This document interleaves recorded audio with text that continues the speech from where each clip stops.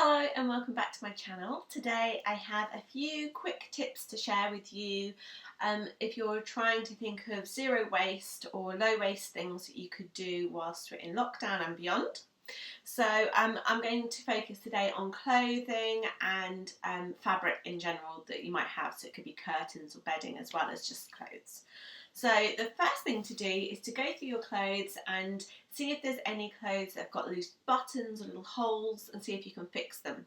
Some people are really good at sewing and that's easy for them.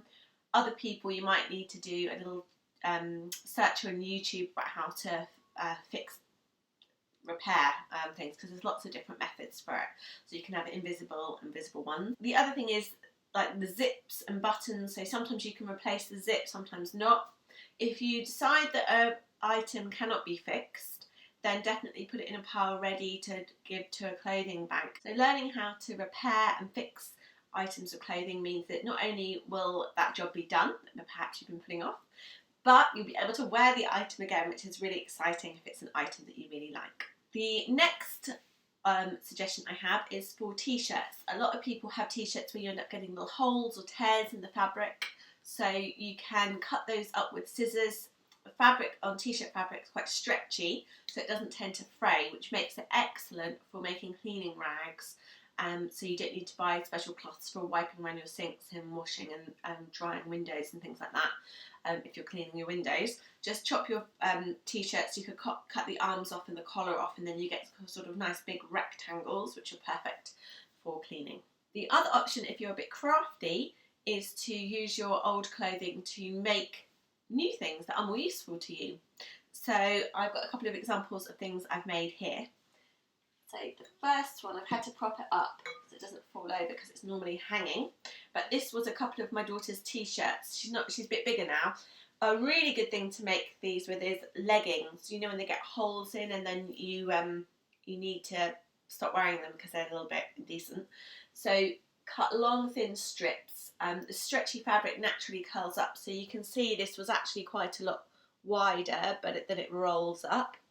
And there's loads of tutorials on Pinterest and YouTube and places like that you can just find easy tutorials. This was my first one, so the knot's not very pretty here, but once you get going and you've done quite a few of them, they make quite nice gifts.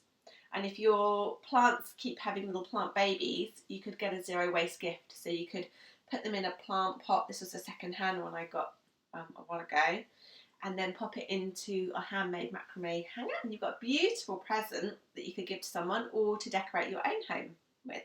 The next thing that you could do if you have less stretchy fabric is to make something to decorate your house with. So my 10-year-old made some bunting. This is a really good one for children. She cut a triangle shape out of a cereal packet to make a template, and then we got some old fabric and she used pinking shears, but you could use normal scissors. Pinking shears cause this kind of zigzag on the outside, which means it doesn't fray. And as you can see, it's not 100% perfect cutting. And then you could hand sew or use a machine and just stitch it to a length of, this is an old piece of, well, this is a piece of ribbon, I think, but you could use old ribbon, you could use a strip of fabric. You don't have to have anything fancy for it. And then you've made beautiful reusable bunting. The last item I have to share with you was a bit more of a bigger project, perhaps if you've got a sewing machine, and that is to take old clothes and use it to make something new. So this was from a sewing magazine, but it was basically you cut out rectangles from fabric and sewed them into a patchwork, and then you cut longer strips of fabric to make a border. And I did this out of old work shirts that my husband had there. The collar goes a little bit, so I chopped them up, and this was an old school dress. But you could use any fabric. A similar weight is a good idea. But I've sewn them all together, and then I used an old shower curtain in there, and then I had this fabric for the back.